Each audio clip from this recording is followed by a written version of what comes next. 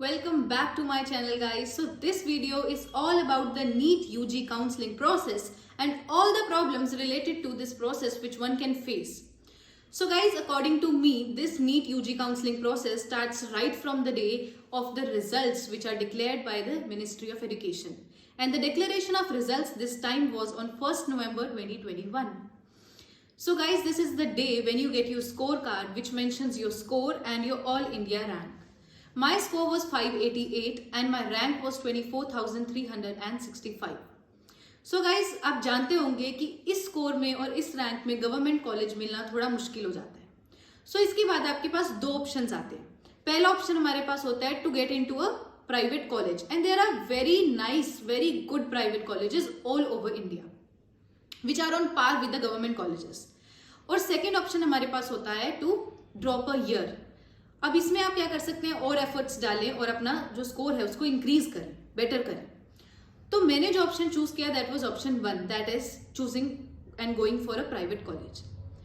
तो अब आता है कि मैंने ये डिसीजन क्यों लिया, क्योंकि मैं ड्रॉप भी कर सकती थी.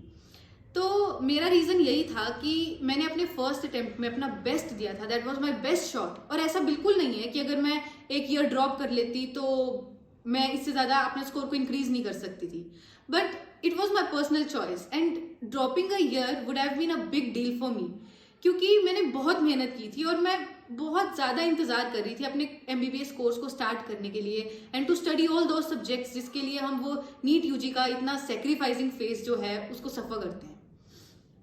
तो गाइज, इसके बाद हम नेक्स्ट स्टेप पर आते हैं. So the next step is the registration process. Registration process में हमें कुछ फीस जो है वो कुछ अमाउंट पे करना पड़ता है.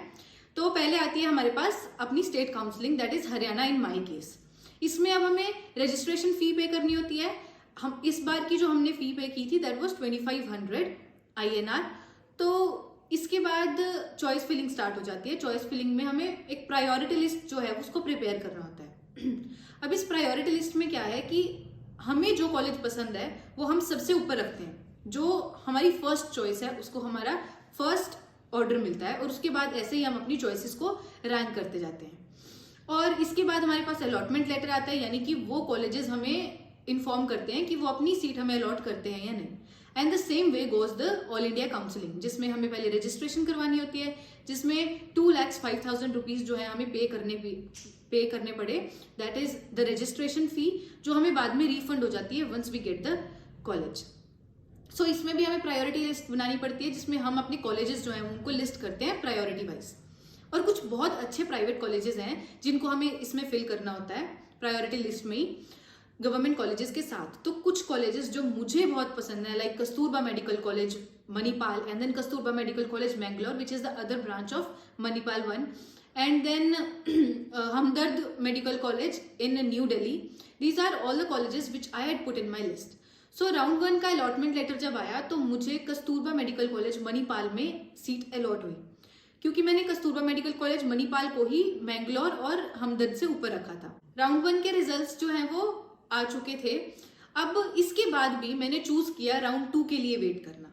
राउंड 2 के लिए मैंने क्यों वेट किया, इसके पीछे भी मेरे पास कुछ रीजंस हैं. पहला रीजन ये है कि मुझे कुछ कंफ्यूजन है हमदर्द और KMC में चूज करने में, कि मैं हमदर्द मेडिकल कॉलेज चूज करूं या फिर KMC मणिपाल में ही जाऊं. दूसरा रीजन ये है कि कस्तूरबा मेडिकल कॉलेज मणिपाल जो है they gave us very short duration, यानी कि 3 फरवरी को हमारे रिजल्ट्स आए थे और 7 फरवरी तक हमें मणिपाल जाके ही डॉक्यूमेंट वेरिफिकेशन करवानी थी. And the third last reason was that I had filled the Karnataka forms also. Karnataka forms में मैंने कुछ बहुत अच्छे कॉलेजेस जो हैं वो अपनी प्रायोरिटी लिस्ट में रखे थे, जैसे कि रमैया और केम्पेगौड़ा, जिनको मैं एम करती हूँ, मतलब मुझे वो कॉलेजेस पसंद हैं. तो उसके रिजल्ट्स के लिए भी मुझे वेट करना था. तो मैंने अभी के लिए राउंड 2 में जाना प्रेफर किया rather than directly taking admission in Kasturba medical college Manipal. तो अब अगला टॉपिक आता है कि KMC और हमदर्द में मुझे इतनी कंफ्यूजन क्यों है. सो दोस्तों, बात ये है that I don't want to compromise with the quality and KMC बहुत टाइम से बहुत अच्छे रैंक पर है, यानी कि it has been in the top 10 और 20 ranks from so many years. तो KMC is like my dream college. But इसके साथ कुछ बुराइयां हैं, लाइक कुछ पाने के लिए कुछ खोना पड़ता है. तो मुझे कुछ चीजें सेक्रीफाइस करनी पड़ेंगी क्योंकि मणिपाल मेरे घर से बहुत दूर है, मुझे लैंग्वेज बैरियर की प्रॉब्लम आने वाली है। और फिर अगर मुझे होम सिकनेस होती है तो ऐसा नहीं है कि मैं तुरंत अपने घर वापस आ सकूं। बट हमदर्द में मुझे ये प्रॉब्लम नहीं आएगी, लैंग्वेज बैरियर नहीं होगा, मेरे घर के पास है और मैं जब चाहूँ अपने पेरेंट्स के पास आ सकती हूँ। तो ये कुछ प्रॉब्लम्स हैं और मुझे खुद भी क्लियर नहीं है कि मुझे क्या चूज करना है, मेरा क्या डिसीजन होगा और मैं कौन से कॉलेज में फाइनली जाने वाली हूँ। तो इसके लिए हम एक नई वीडियो बनाने वाले हैं। मैं आपके साथ शेयर करूंगी कि मैंने कौन से कॉलेज में एडमिशन लिया, मेरा डिसीजन क्या रहा, राउंड 2 के बाद मैंने क्या किया। So keep waiting for the next video and keep watching my videos. Thank you. नहीं गलत हो गया, फिर ड्रॉप ईयर ਹੁੰਦਾ है। पर ठीक सी लग रही देखी नहीं लग रही। भैंसी दे भैंसी यार, देख ले एक बार, थोड़ा ज्यादा मोटी लग रही है ना, अजीब लगता है। भैंसी लग रही है भैंसी। हंसते। चार चुड़ के खोज रहे इतना भी होएगा। चार हाँ वो आ रहे हैं मूंगफली को जाना, आई मीन मूंगफली को जाना। ओके छल्ली लगी हुई है साइड पे। अच्छा आ रही है। हाँ welcome back to my channel.